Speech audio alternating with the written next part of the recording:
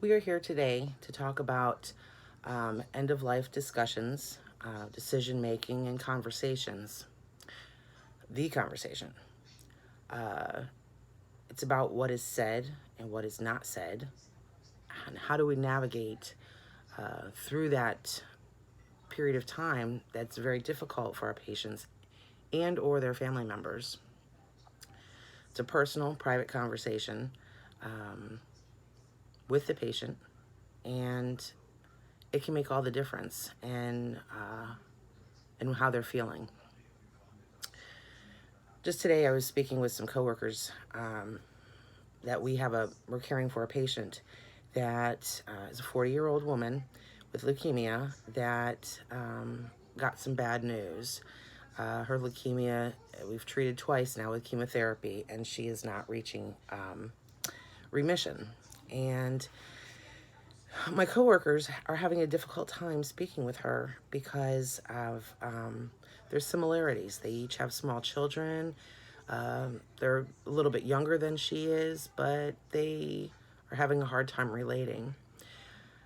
I told them I think that it would be a really great opportunity to open up the conversation with her, asking her some questions such as, I know you've received some bad news. Do you want to talk about it? Knowing what you know now, have you had a chance to think about where you want to be for her care? What kind of care do you want? What does quality of life mean to you?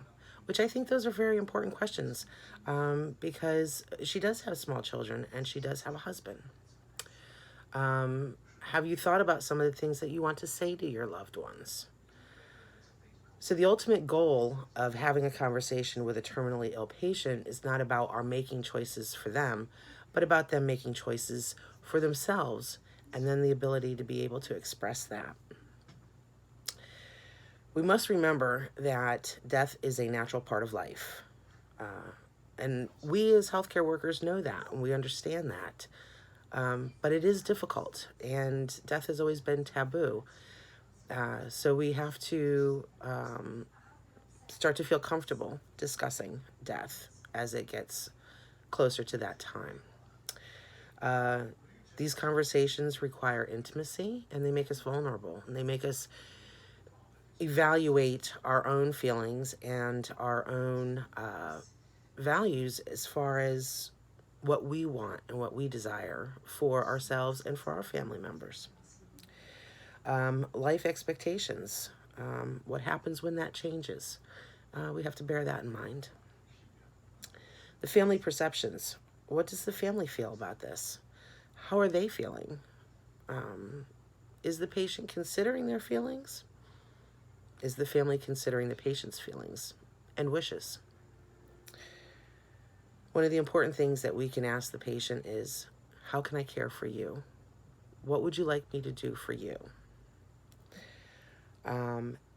We want to help the patient achieve their goals of care. And that's why these conversations and learning what to say and how to say them is very important. We want to make it comfortable. We want to make it comfortable for the patient. The first time we have a conversation with a patient that's dying or facing making some hard choices, we're going to be uncomfortable. The more we practice it, maybe in a role play setting or a simulation setting, we'll feel a little bit more comfortable, and these conversations will be a little bit easier to have. Most importantly, we have to know how to listen. We have to know how to be in the moment, listen to what our patient's saying. We can even reflect back on, so you're telling me, are you saying that you don't want to have all of these extra things done? You're saying that you want to go home. So just reiterating what they're saying makes them feel like that you're listening. Thank you. I appreciate your time.